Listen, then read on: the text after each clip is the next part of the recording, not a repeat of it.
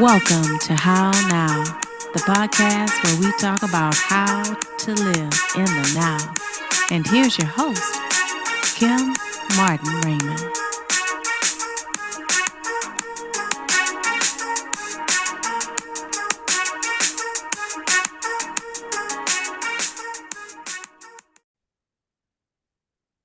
Peace and blessings, love and light, and welcome to this edition of the How Now podcast, where we talk about how to live in the now. I am your host, Kim Martin Raymond. I'm a minister, spiritual life coach, holistic nutritionist, author, and founder of Redefining You LLC, where I help my clients to realign themselves mind, body, and spirit.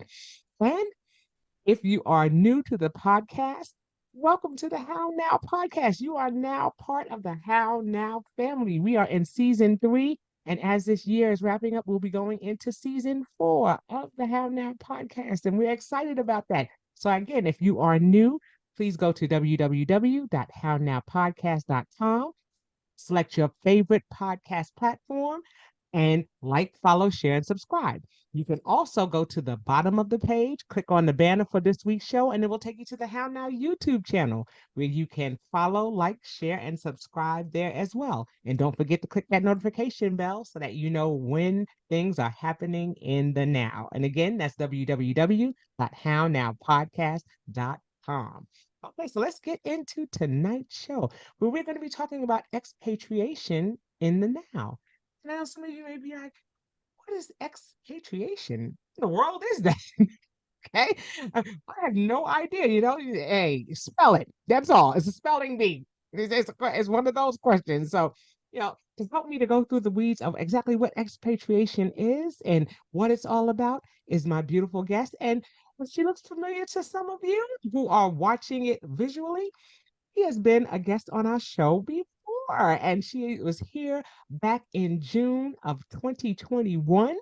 Okay, back when the How Now podcast was only 6 months old, we were a baby then. Yeah, now we're a little bit beyond toddler. We're walking around a little bit more now. But to help me to talk about expatriation is my returning guest, and as is How Now, as is customary with the How Now podcast, I'm going to have her to introduce herself at this time.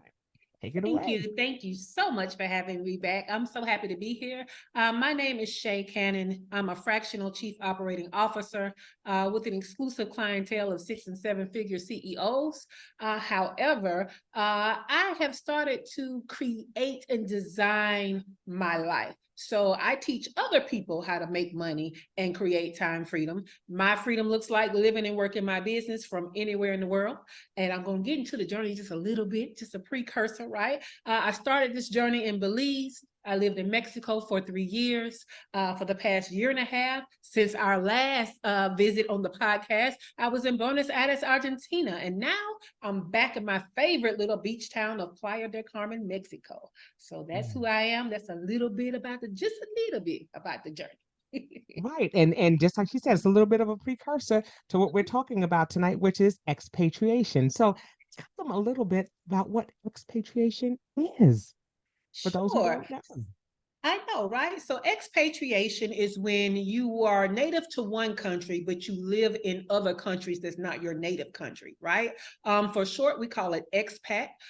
Some digital nomads are also expats. The difference is a digital nomad can be nomadic within their own country, whereas being the expat is in another country. Now, I know you're like, wait, people living in another country that they're not from. I think I've heard that concept before. Yes, it's called an immigrant, y'all. It's the same thing. It's the same. It's the same thing, right? So Yeah. when certain classes of people do stuff, they want it to sound classy, so they give it another name. But when other people do it, they call it another name. So y'all know how the system works. But I have adopted the classy version. So I am an expat or an expatriate. Yes. And where are you from originally? So I was raised in Alabama, but when I last lived in the United States, I last lived in Georgia. I always say that Alabama raised me, but Georgia raised my business. So yeah, Gotcha. the South all Gotcha. the way. Yeah. All right, that makes sense. That makes sense. And so, like you said, you went from Alabama, you went from Georgia, Mm-hmm. and the first place that you went to was Belize. And that was how Yeah. many years ago? Oh my Lord, it's almost 5 years ago, y'all. So I just, Wow. well, it's past 5 years. Look, I forgot. I just had my 5 year expatriation. Okay. Oh, That is September the congratulations. 1st is my expatriation that I celebrate every year. It's funny because I'm coming up on my quitiversary, which is October the Nice. 20th, when I quit corporate America and became an entrepreneur full time. But yes, on September 1st, 5 years ago, I left the United States and went to Belize with my youngest son, who was then going into his senior year. And so we were in Belize. It was a great experience. It was a great experience for him. And it's amazing because a lot of people worry about safety, especially when you're talking about taking kids with you, right? So then Right. people really want to get in your business. I'll never forget, after doing all of my research and making the decision and making all the plans and executing the plan, I announced on my Facebook account that, my son and I were moving to Belize. You guys would not believe the comments that we got, right? Oh, So those comments, a few people were like, wow. And then it got into, you're so brave. And then it got into, right. they're killing Americans. They're killing, oh my God. What? Right. Like, what is going on, Right. right? Right. So for just a moment, right? Because I'm human, I was like, oh, did I make a mistake? Because I am Right. bringing my child. Like, it's not just me; it's my youngest child, and am I putting him in danger? I had already resolved all of that for myself, right? So that took Right. me back for just a moment, and then I had to stand firm in what I believed. Mhm. So what that taught me is, when you're willing to take a risk to get great reward, those who are unwilling to take that risk will try to stop you, right? It's out of Absolutely. love. It's out of love. Absolutely. But you still got to do what you got to do. Their life is not yours, and your life is not theirs. So if you want the reward, on the other side of the risk that it's going to take, then you got to do it. You got to do it for yourself. Don't let people hold you back. Wow. And you see, and that's a lot. That's a Yeah, lot. I mean, and I remember when you put out that message and said, I yeah, said, she moving to another country. yes, You know, yes, people say they bought a house and they moved to another state. I was like, she's moving to a whole other country. I was like leaving.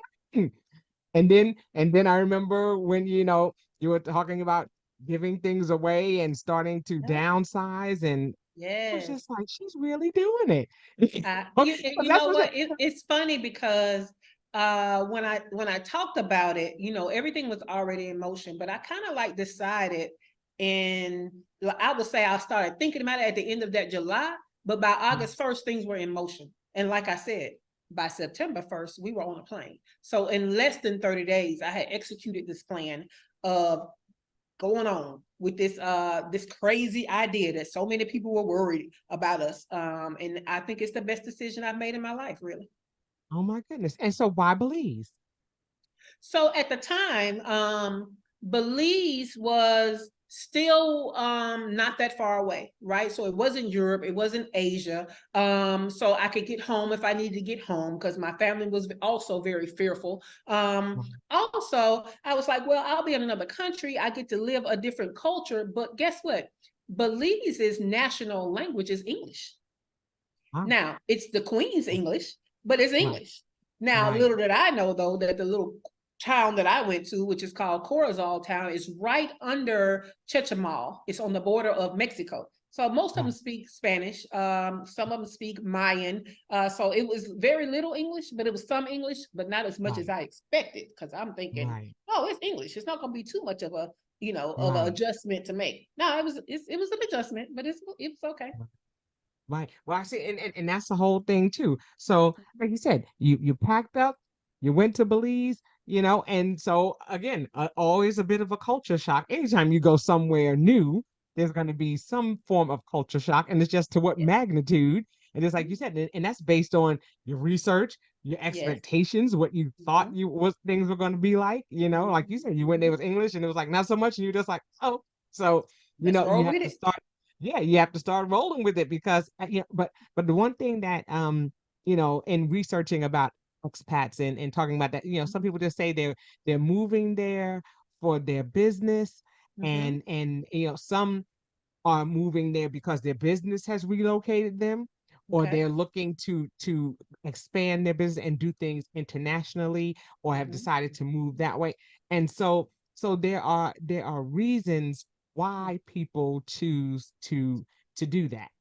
Yes. Some people think, oh, they're just, some people are just like, I give up on the US. I'm tired of living the American life. I'm going to go and do something different. So talk to people a little bit about what your reasoning was for moving to Belize. Yes. So it's crazy because certain classes of people have been doing this forever, right? And they've kind of been keeping that secret close to their chest. It kind of made me angry when I first got out and realized, wait, oh, y'all been doing this for years, right? So what we know is that as a Black person in the United States, we live a constant PTSD, right? We live a constant mental health struggle in that we always have to be on some type of hyper vigilant Yeah. alertness as a Black person, right? Yeah. And it doesn't even have to be the fact that the police are killing us. It could just be in the workplace, the microaggressions. It could be the Yes. neighbors. It could be trying our best to move our family up and what we experience, right? Um, and it's crazy because I saw the opportunity to make money in a strong currency like the dollar and go and live in places that had a weaker currency, right? A better conversion rate for with the US dollar being stronger, and a possible opportunity to couple that with a low cost of living, right? Gotcha. So Yeah. that lifestyle, that rich lottery type lifestyle that you kind of are working towards and having problems and all of this thing, guess what kind of an upgrade you get if you move somewhere where the cost of living is way lower and your money is 18 times better than their money, right? Yeah. It's an instant upgrade to your lifestyle. Not only that, what you immediately start to figure out is when we were growing up, and I don't mind aging myself, right? When we were growing up, like Russia was the enemy, Right. China was the enemy, and we Right. were taught that such countries that had communism, they had a lot of propaganda to control their Right. population, right? They only gave them information they deemed important so that their entire citizenship could hold the type of ideology they wanted them to hold, right? Right. Little did I know that the United States does the same thing. They do the Mm. same thing. It's not necessarily directly government issue, with armies and things. It's not necessarily tyrannical, right? What it is they control you through the news. They Right. can they control you through the types of movies that become popular and series that become popular, media, Right. right? Right. And so what they're doing is they're constantly showing that the United States is better than everywhere else, right? Now, the funny part about that is that's why a lot of people don't like us from America, right? That's why Mm. they call us Westerners and they talk about Western ideology. And, Right. and I've seen some of us go to these other cultures and expect what they have in the United States when you're not in the United States. Right. But the thing to think about is you have to travel. Right. And I don't mean hitting results that are the resorts that are also Mhm. westernized. I mean, you have to travel local, safely, but local, Absolutely. because Yep. you get a certain education with that type of travel, right? Yep. Um, what I'll say is when movies like Eat, Pray, Love, Under the Tuscan Mm. Sun, movies like that started to come out. That's when I really was able to see myself. Um, Mm. I'll say some of the new generation movies are like Falling in Love. I think that has Christine in it. I forget Christine's last name. Even the one with Zoe Saldana from Scratch, right? Right. Now we're starting to see ourselves in these storylines of moving Yeah. to other countries and living our best life, even finding the love of our life, right? Yes. And we'll talk more about that later. I can't wait to tell y'all about dating, but I don't want to get Awesome. I don't want to get distracted. Yes. Um, But until you go and you travel and you recognize that the United States has a certain energy, especially for us as Black people, and that energy is not necessarily in our best interest. And when you come out from under that energy, there's such a feeling and energy of relief, of just being, of just stillness and ease, right? When I come back to the United States, which I don't like to come that often, I immediately feel the energy shift. Even if I'm at the gate in another country and there's a lot of Americans, you instantly feel the energy start to change. Because in the United States, we're taught to rush, rush, rush. We're taught to grind, right? We're taught to, and if you're Black, then you better do double better than everybody else. You got to work double harder, all these things. We are in a constant state of stress. So it's not until you get to another country and that country moves slow. When I tell y'all slow, I'm from the South. What my grandma used to say is slow as molasses, right? So in these other countries, they don't believe in working yourself to death like that. Okay. They take, and especially places like Mexico, you take a siesta. So fiesta is the celebration, but a siesta is rest. Right? Other cultures are building in rest. And we don't. And it's funny because when you first enter their culture, you still have a rush mentality. You have a when is it going to get done? When are you coming? When? Now. Microwave society, right? And it's funny because I moved to Mexico and I instantly called it the culture of mañana. Now, mañana means tomorrow, or it can mean morning, but it don't mean today, right? And the funny thing is, it might not mean tomorrow either. They'll get to it, and they basically are telling you, don't worry about it. Don't worry about it. We'll get to it. You know what I'm saying? It'll get this. I was gonna say, and that's interesting because I think about, even as a, I was recently certified as a holistic nutritionist, and one thing that they talked about is they talked about blue zones and talked about health and how that whole dynamic is not just about the food that they eat, but just like you said, the environment, the culture, how they live, how they, how much community means. And so, I'm you're touching on something, and it's just piqued my interest in that because yes, it's not just about going in, you're absorbing that culture, you're absorbing how they go about doing things, and like you said, it's an immediate shift. And just like you said, you saw that shift when you went there, and then when you come back, you see how it shifts back, and you're just like, wow. Because even though I'm still, and I don't have everybody around me is rush. It reminds me of when you see the videos of one person standing still and you show a city zooming back, but that one person is standing still. That's how I feel when I come back to the United States. I feel like I'm the person sitting still and everybody else is zooming. So guess what? That's still going to affect me. Right? That's still gonna make my stomach tighten up. That's still gonna make me feel like, oh, you know what I'm saying? It seeps in. And so I always just can't wait to get back home, which is no longer the United States. But you brought up something. You brought up nutrition. Now, food in most other countries is way more nutritious than the food in the United States because it's actual food. Okay. One of the negatives about our beloved United States is that it is more of a corporation than it is a government looking out for its citizens. Our government in the United States has sold us out to Big Pharma.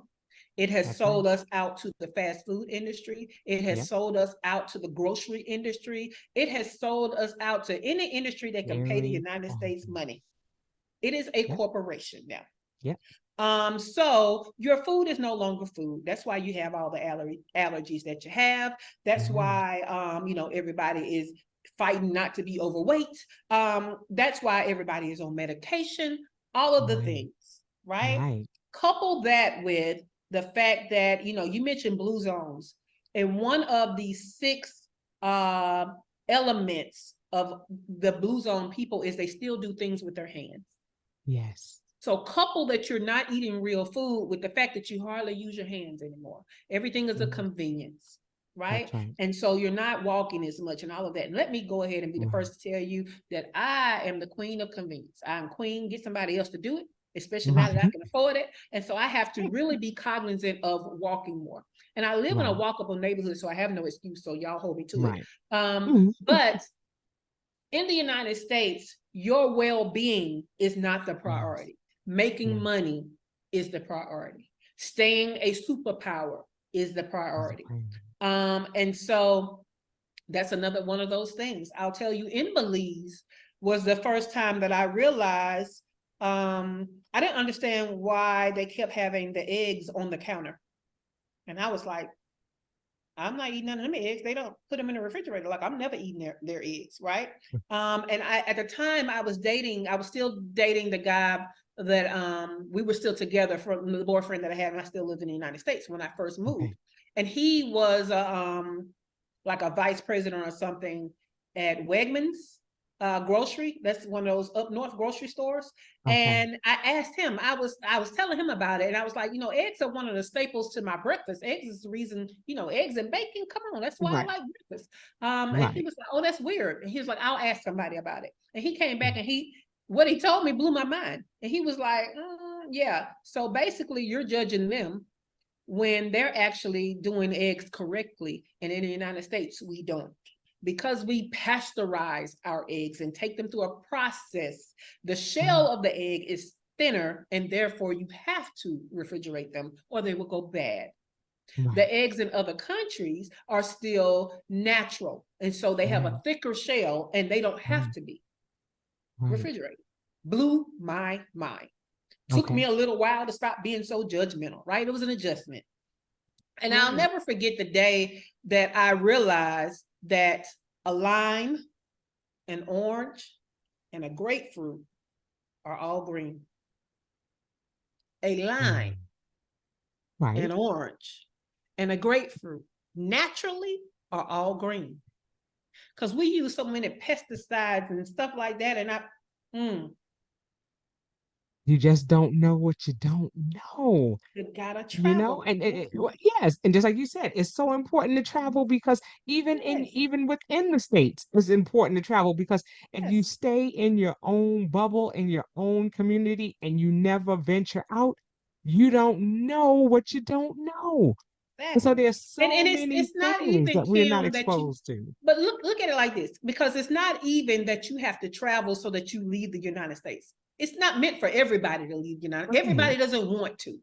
But when right, you travel and you're exposed to different things, you can go back to the right, United States and add things to your life that you never even knew existed, right? right, So right, I'm not telling everybody become an expat or everybody leave the United States, but I am telling some of you who never thought of it and it sounds right. interesting to you, get more information, right? That's Get it. more information. And there's more than one way to do it. So I don't really like to touch down in the United States unless it's business. And I don't like to touch down often. However, there are people that are called snowbirds, right? Okay. So they live in a place that when it becomes cold, then they go to another country where it stays hot, right? So that might be half the year.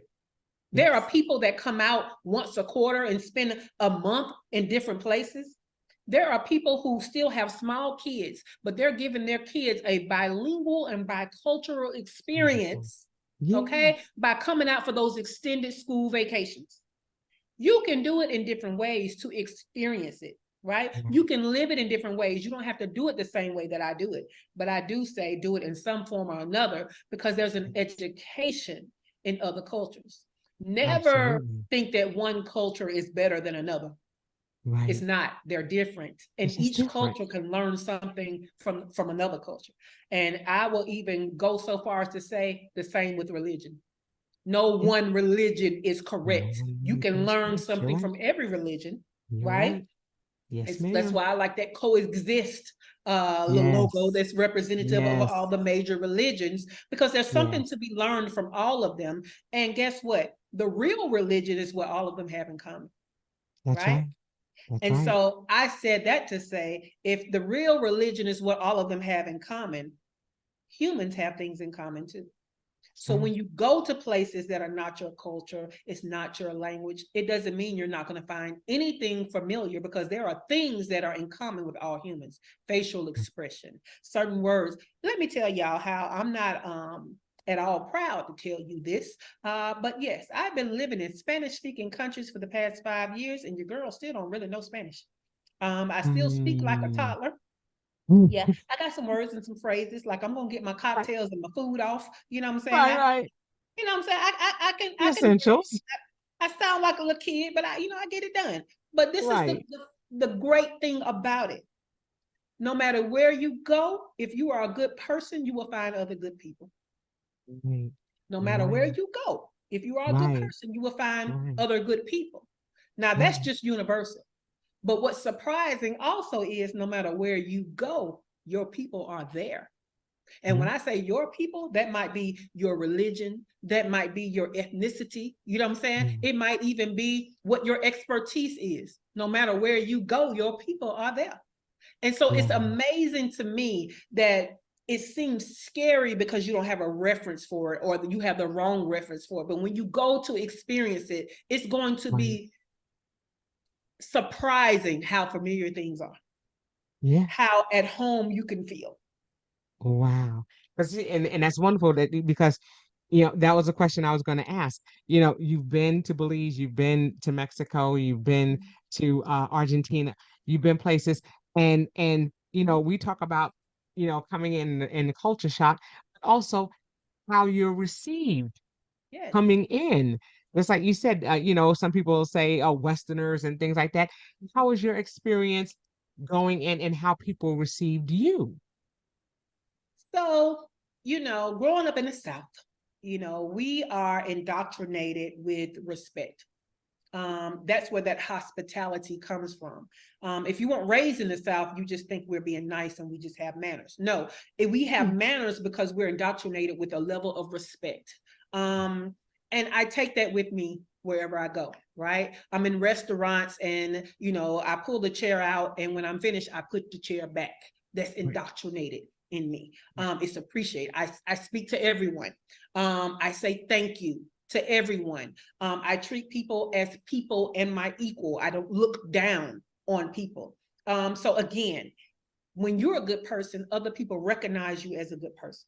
Now, it's so funny because the paradox of foreigners coming to America is, why are you here if you don't speak the language, right?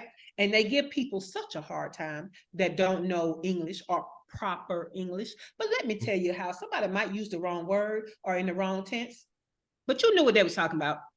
Sorry. You knew what those people were talking about. So I'm out here with my Spanglish and my incorrect tense and all the wrong words. And hot got 3 different ways you can say it because there's 3 different kinds of hot. It's hot weather, it's hot food, it's hot spicy. You know what I'm saying? It's temperature hot. Right. But if I said caliente for all of them, they know what I'm talking about and they don't give me a hard time. Right. They are so ingratiated that you even tried. Okay. They are so thankful that you're trying to assimilate to them rather than assume that they're going to assimilate to you. And if you come with a reverence of someone else's culture, it will be reflected back to you. It really will. So I'm not treated as a Westerner. I'm not treated as an American from my behaviors, right? Because I come in with a reverence to honor that this is not my home and I respect your home, and please share it with me, right?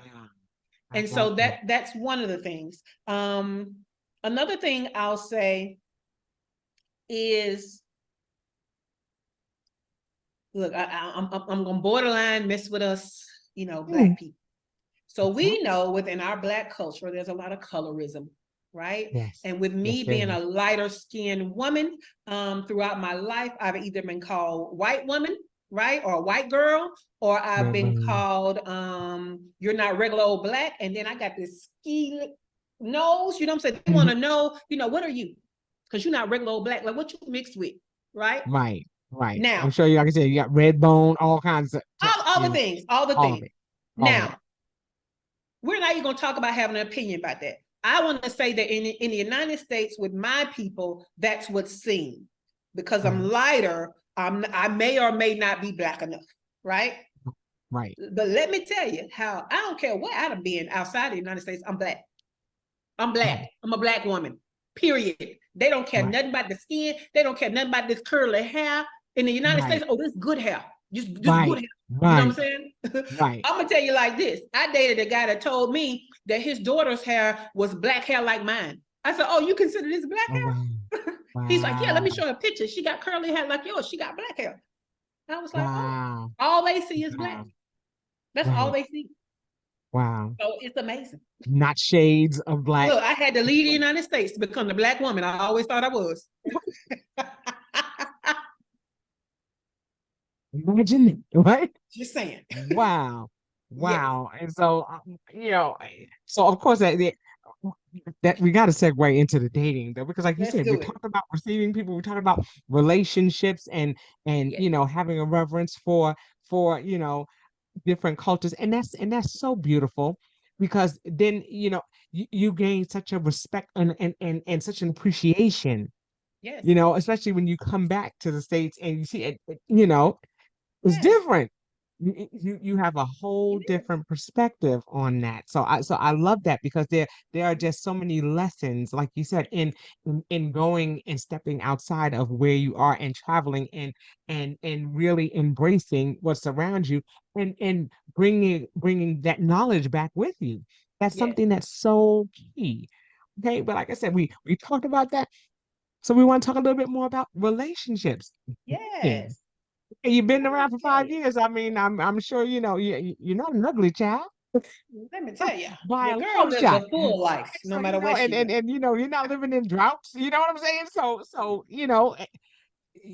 that I'm sure is a part of it. Yes, you have your business, but like you said, you have downtime, you have other times. So talk a little bit about that whole dating scene. What was I that would like? love to. I would love to. Mm. So, again, like I talked about the movies and how us women and even Black women are now being shown going to other countries and living our best life, right?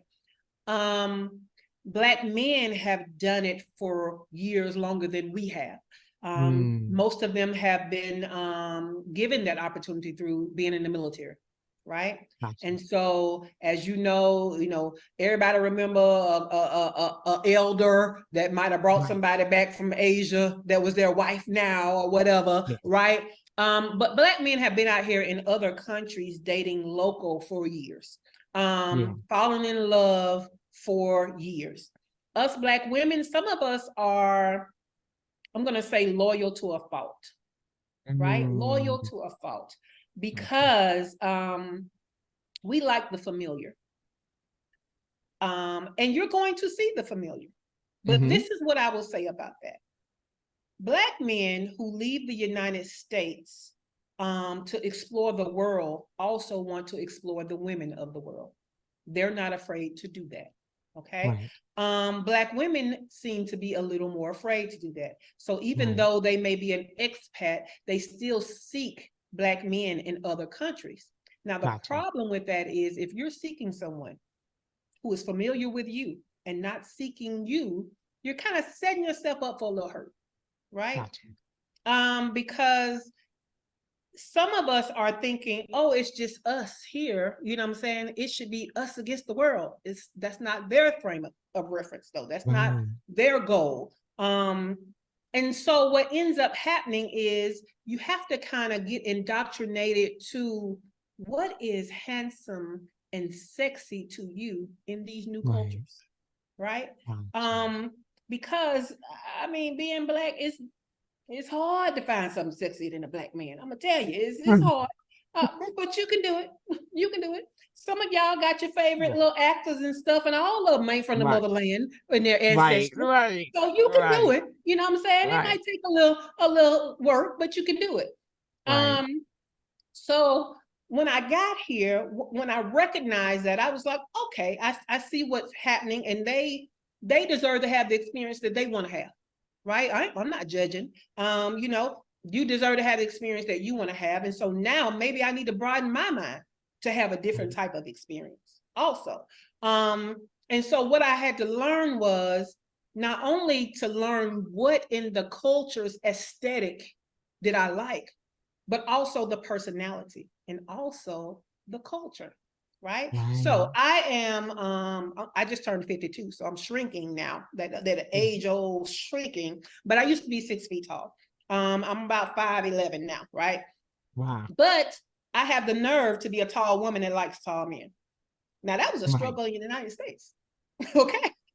So imagine being in, so I didn't date in Belize. I was only in Belize a short time, and I was focused on my son and being, adapting to the new life and all that. So my mind wasn't even there. But when I came out to Mexico, y'all, first of all, I need y'all to know it's my first time living by myself in my whole life.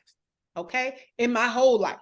Because I went from mama's house to house with kids. And so I mean, the youngest one was a senior in high school, right? Right. So when I came out to Mexico and my youngest son decided to stay in the United States to graduate from his high school, it's my first time living by myself. So now it's my first time having a freedom to date the way I want to date, right?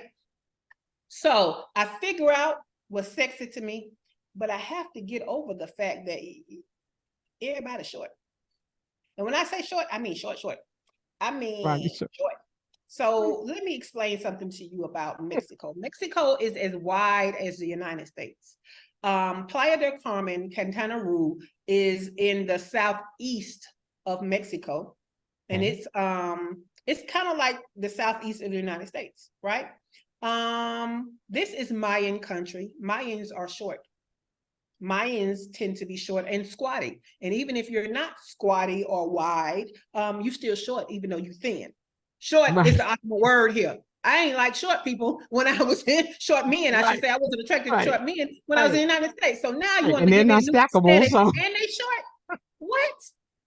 Okay, what is this? Not to get vulgar, but I'm gonna tell you what one of them told me, which is we the same size laying down, and I was like, oh well, shit. Let me start thinking. Okay. So you get over the height. And now you're getting into personality, you're getting into culture. Now, in the United States, as a woman, especially in the South, we are taught to date providers. Okay, we're taught to date providers. And I, in particular, I like alpha males. I like a powerful man whose masculinity is not in question at all, can make decisions and be the protector and the provider, the macho type, you know what I'm saying? Yes. So now I got to find one of them in a little short man, but okay, whatever. Who doesn't have a Napoleon complex? Listen, and that's a beta, not an alpha, but we ain't gonna even get into that. But what I found was that provider thing was a problem, because in the United States, when we say provider, we're mostly talking about monetarily. Right. Okay, we're mostly talking about monetarily. So keep in mind, I'm in cultures whose currency isn't as strong as the one I make money in. And therefore, I am a breadwinner in a relationship. I ain't used to that. Like, I ain't mad to say that I might have even been a little seeking breadwinners in the United States. Because in the least, if you can't take care of me, I don't want to take care of you. That's how I was raised, provider, right? So I met a guy who was really cool, and I could have this authentic, truthful relationship with, communication with him, this conversation with him. And I asked him, I said, hey, I noticed that my personality, is hitting y'all the wrong way. And some of y'all are like blocking me because I tell you no too much. You want to Netflix and chill? No. You know what I'm saying? You want to? No. Can I come over? No. You know what I'm saying? So I get blocked. And then I was like, and I need a little help. I was like, where I grew up, you're supposed to be a provider that was financially here. Y'all can't provide for me, and I don't need you to. I was like, so what else can you provide if it's not money?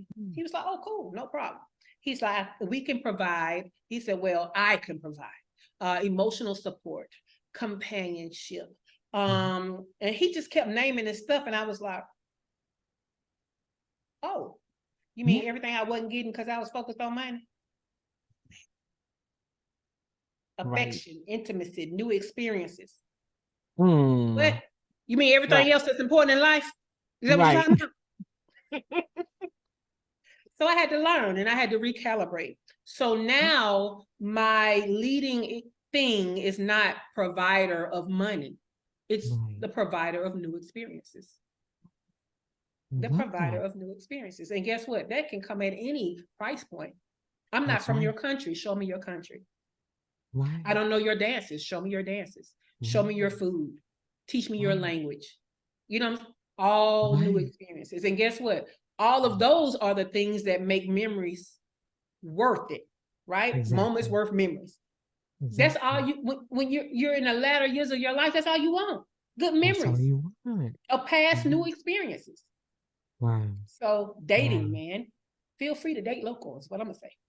Oh my goodness, that is awesome. You see what I'm saying? That's beautiful, and that's something, you know, you don't stop. We say one thing, you know, and then do something totally different. We say we want intimacy, we say we want relationship, we say we want all of those things, and then we look for everything but, you know, and when do we start checking off the boxes for those things?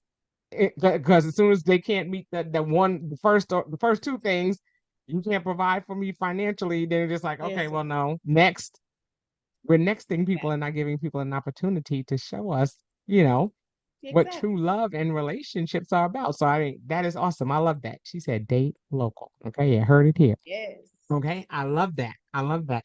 And another thing that I wanted to touch on is, you know, you talked about currency. You talked about that. So like I said, you've traveled to these different places, but you still, you know, because you live there, you're still making money through US currency. Yes. And so that's how you're able. So how does that translate? I don't know if I don't know how to say that better. I don't know if I'm posing that question right, but well, let me answer it the way I think you're saying it, right? Yeah. Which is, how the heck are you somewhere else in the world, living in another a culture with another currency, but getting in US dollars, right? To actually create this dynamic where you have a lifestyle at a higher lifestyle at a lower rate. And that is because my business is location independent, right? So that's where you go back to the digital nomad, right? They're location independent. They could be anywhere. But so all of my clients are in the United States. Gotcha. And so I'm a fractional chief operating officer, which means I know you know what a chief operating officer is for a business, but the fractional means they get a fraction of my time. So I basically do business consulting on a very high level, and I don't have to be where they are to do that. And if I do have to come in, it's very rare. And so I have set up that type of business to have the freedom that I want. And then you have to watch that freedom, because it does no good for you to live in paradise, right? I love Playa del Carmen for a few reasons. It is beach town and it's city. It's local and it's touristic, right? I live on a tourist strip, but if I get tired of tourists, all I gotta do is go 2-3 blocks and it's local. I mean, you're gonna need Spanish. You know what I'm saying? And it's very walkable. I don't feel the need that I need a vehicle to have that independence, right? So it's very walkable, but I live now 3 blocks from the beach, right? I love my rooftop time where I go in the mornings and I watch the sunrise over the Caribbean Sea. Playa del Carmen is the land that's across from Cozumel, where all my cousins like to go cruising. Y'all know about Cozumel. Right. But we can see that island, straight across the water on a clear day. And this is the life that would cost so much in the United States, right? So much. And what we never really realize, and you just don't know what you don't know. Right. But the cheat code is make money in the higher currency and have living expenses in a less strong currency, right? So when people think, oh, you live in Mexico, so does that mean your clients are Mexican? Well, that would put me in their economy. Right. So that's not what you want. right? In fact, right now, if I can get some European clients or some Canadian clients, because their currency is even stronger than the dollar, right? Right. And Right. so you basically build a location independent business where you can still have clients in the United States, and you get that currency deposited into your bank account, and you're now spending out expenses in a I don't like saying lower currency, a weaker currency. Gotcha. So, Mhm. so you don't have to, your banking is in Mexico where you are, or is it in the States? Girl, I got Wells Fargo. They still scamming the heck out of us, and I still got Wells Fargo. My phone is still T-Mobile. I have a plan. T-Mobile want me to get off this plan so bad, y'all. I have a plan called, it's the original, what is it? Right. North America One plan. They Gotcha. sick of me. Everywhere I go, my T-Mobile phone works, and they don't want it to because they're having to pay these local towers and local Right. networks for me being on them. So they've been trying to push they free Netflix, free Disney Plus. They trying to get me off because y'all know how it is when you're grandfathered in the plan. As soon as you make a Right. change, they kick you off and they ain't got to worry about you. Right. Right? No, Right. I'm staying on it. I'm staying on it. Right. I hear you. But I yes, hear so you. I have Wells Fargo. I have investment accounts with used to be TD Ameritrade, but Charles Schwab bought them out. So my base is U.S. banks. However, I have a PayPal account for my business. So I have a PayPal card. PayPal is international. There used to be a company called TransferWise. They're now called just Wise. That is international. And in Buenos Aires, Argentina, I use Western Union a lot because they have what was called the bank rate, and then they had a blue rate, which is almost like a black market rate. In fact, right now, the economy in Buenos Aires is truly tanking. Inflation is really affecting them bad. And so, yeah, right now you can go over there and probably buy land for cheap, cheap. And when I say cheap, cheap, I mean cheap, cheap. But you know, you would have to reinforce that because what we know is when economies tank, most of the bad situations happen where people of a lower income live first, but then they venture out. You know what I'm saying? And so good people end up having to do bad things just to survive. So a lot of that is happening. You know, I still have friends there. And so, you know, I get updates and all of that. And so what we also have to understand as Black people who are going into other cultures and we make more money and we're taking advantage of a lower cost of living, we are the gentrifiers. We are the gentrifiers, right? Because gentrification has nothing to do with ethnicity. It has to do with economics. Yes. Right. So right now, Playa del Carmen has had an increased rate of expats to come here and live and buy property, and all of these that pay higher rents. And so we have gentrified the area, and it's harder for locals to live in the areas that are the best areas that we want to live, right? So you just have to understand that in the United States, you know, it's easy to holler gentrification and now we got a Starbucks and we got, you know what I'm saying? Yeah, but just understand that a part of you getting to live your best life in another country is you are gentrifying. Be clear. Wow. So what I try to do is I try to pay money into the economy. They have a Walmart, but most times I'm trying to buy from their version of Walmart. We have Starbucks. I'm trying to buy from their version of Starbucks. You know what I'm saying? I'm trying to pump money into the local economy. I go to local restaurants. They have a you know, Latin version of Uber Eats and all of that kind of stuff. I take local taxis, all of those things. And so this is how I kind of even out and balance my gentrification footprint. You know what I'm saying? So yeah. Wow. See, and that's something that's important to consider as well. I didn't think about that. I know. I did not think about that. And that is something that's important because just like, you know, you moving to another country has an impact on you. What does your impact have on them? Yes. And like you said, and their economy and just gentrification. You're absolutely Yes. right. Mhm. And the more people that are becoming expats, and I know that I've been hearing that there are certain pockets. You go into certain areas, and there's certain areas that you can go into. So for those who are interested, they can tap into those groups and into those areas, Yes. and begin to make the transition. So let's talk a little bit more about that as we wrap things up.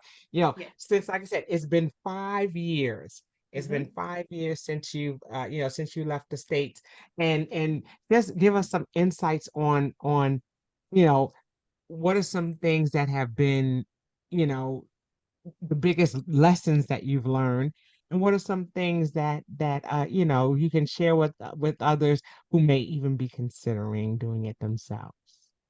So I'll tell you the biggest personal lesson that I've learned is and I think I was going to touch on that earlier and got sidetracked is that I've taken the time to and by design live somewhere that is a paradise, right? I live where other people come to vacation.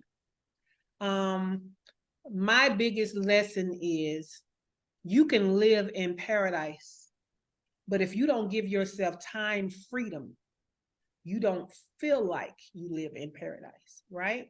And let me give you the example that I had to learn, which is if I have to sit behind a computer for 14 hours a day, 12 hours a day, it don't matter where the building and I'm at the computer at is situated. It Right. doesn't matter that I'm 3 blocks from the beach, right? It doesn't matter, that I have this beautiful culture and all of these things here, all these things I can explore. It doesn't matter. Right. So what I'm gonna say is, wherever you go, there you are. So watch what Mhm. habits and things you bring with you. Watch what mindsets you bring with you that don't allow you to take advantage of the opportunity that you're trying to afford yourself, right? So I had to understand that I am not team no sleep. I don't grind. I'm team most sleep. I'm going to bed on time. I'm closing down shop on time. I'm gonna get out here if Right. I feel like it and explore. If not, I'm chill. You know what I'm saying? Whatever. But I'm Right. not working all the way into the night or from overnight and all that stuff. I don't do that anymore. So that Right. was my biggest lesson. That some of your bad habits you have to understand. It's gonna take this evolution of yourself to take full advantage of the life you're trying to design for yourself. You want a new life? It's gonna take a new you. Yeah. Yeah, Yeah. yeah, You said you had me at wherever you go, there you are. yeah. Because people don't I was like, understand that, right? yeah, They don't yeah. understand it, and they don't quite get that, even just who you are goes into each relationship, who you are goes on Mhm. every job. And so sometimes when you're running away, you're taking the problem with you because the problem is you. But be gentle with yourself, give yourself grace Right. and Give evolve, yourself grace. you know. Great. And it has not affected your business in any way. No, in And fact, that's it's key. grown my business, right? Mm. Because people, it's one thing to say you can grow a business. It's another thing to be in another country, no family, no resources, and be making it and thriving. Oh, they know that you know what you're doing with your business, right? So they like, oh, Right. I want that. And then some of them want the exact life that I live, right? So, there's that. So you asked me, like, what would be my advice to people who are thinking about it? I would say, like I started the interview off talking about the fear people had of me leaving the United States, right? Fear is a formidable opponent, right? But in my experience, fear comes from lack of education of something, having no reference of something. So what I'm going to say is do your research, become familiar. We don't fear things we're familiar with. That's You know what right. I'm saying? So do your research. Find out what life is like. And it's funny because anywhere you want to live, there's probably a Facebook group of expats already waiting on you to come and join and go through and read and get familiar. Right? There is nowhere I have moved to a new country where I knew people before I got there. Nowhere. I didn't know anybody in Buenos Aires. I didn't know anybody in Mexico. I didn't know anybody in Belize. But each one of those places, now I have family. And like I said, One of the lessons I learned is no matter where you go, your people are already there. You need only find them. Most of them have Facebook groups. You want to go to Colombia? Guess what? You can go on Facebook and say expats in Colombia, expats in Medellin, expats in Cartagena, right? All of that's Colombia. You want to and what we as Black people know is we need to find our people because we need our version of what's Right. life like. So guess what? You Right. can look up Black expats in. Right. I mean, so every time I think about I might want to go to Bali, I might want to go to Cartagena, I might want to go, I get in the group and I just see what they're doing. I see what they're saying about the rent. I see what they're saying about where they live. I see what they're saying about the things they love. I see what they're saying about some of their pain points, right? I'm getting familiar. I might not go to Bali to live, right? But if I wanted to, I would feel familiar. So just do your research. It's too much, Just it's like you too said, much you can still go. connectivity, You can right? still go and explore and visit. Oh, I'm going to visit, but I might not right, live. You know what I'm saying? right, right. But it's too much But it's nice to connectivity know that in you the have the world. option to. That's the Yeah. thing too. So when I say Sometimes we visit, that just might go. be 3 months, right? So I'm talking about my version of visit, not y'all's United States Right. version of visit, where y'all got You 7 days of vacation at the most. That's No, right. I might go 3 months. 3, possible 4. Right. Yeah, yeah, yeah, Right. Right. yeah. I love that. But it Yes, just goes to show that the world is open. it It's is. open, and all we have to do is, like you said, do the work, do the Yeah. research, look Yes. and see, and be willing to explore and have an open mind. And the beauty is that, like you said, you can work from anywhere. You can Yes. go anywhere. So many of us are tethered to where we are. Oh no, I can't go there because my house is here, and my job is here and I can't move. We're tethered to these things and not tethered to the experiences. Let me leave you with this thought too. Do you know I go on what I call workcations? I might go. Mm. One of them was I went to Costa Rica for 7 days. I worked. I wasn't on vacation. It was a workcation. So I worked my business hours, but guess what? When I clocked out, I went and explored Costa Rica. That's something else. Some more people now than ever have remote jobs. Yes, Bring that laptop and come on. that's right. My cousin came to visit me. I told him, I said, cousin, your week of vacation is not going to be enough. I suggest that you take a week of vacation and also work a week and then go back home. You're remote. Mm. That means you're location independent. Let me tell you how. He didn't want to go back home. Now he's trying to figure out when he coming back, how can he stay? Every now and then he'll come back and he'll say, the US is ghetto, I'm ready to come back. Or he'll say, tell my friends. I said, hi, I don't even know who your friends are. What you talk about? But yeah, you can try this thing in different ways. You don't have to Yes, commit to it. Just try it in different yes, ways. Taste it to see how that's you want it. to do it. Because there's so many different ways to do it. And if you're thinking, I Right. got small kids, I can't live that life, let me tell you how it's small kids living here with their people and they are more bilingual than we could ever be. That's And right. their experience growing up is they know they have an experience of a whole wide world from a young Right. age. So don't Right. say I can't because I have small kids. Because some of you need to be saying I need to because I have small Because kids. I have small kids. Yes. Oh my goodness. Well, right. Tell people how they can get in contact with you, because it's like you said, I'm sure you have piqued several people's interest. There's some people like, you know what, this is just there's just so much to this. And like I said, it's Yes. wonderful, like I said, to have you back on the show and to talk about how things have changed 5 years later and what that experience has been, and how it's still something that is so viable and such beautiful part of your life's experience, and that it's something that other people can tap into too you know and I love Yes. your sign behind you. There's a sign behind her, for those of you who may not be watching it, that says dreams only work if you do. Okay, so do the work. We have to do the work, Yes. and we have to be willing to step outside of our comfort zone, and that Yes. may be stepping outside of the United States. That may be stepping out into an uncharted area that we've never experienced before, but Yes. making it work for us. And Mhm. so again, tell people how they can get in contact with you. No problem. So I am at Sha Cannon COO everywhere. I tell you, I share more of my adventures on my Facebook page.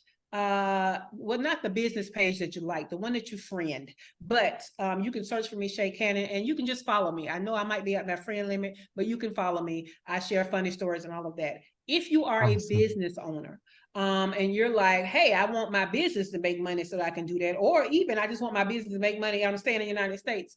Get in my group, shacannon.info/group. I go live near daily. It's like a mastermind.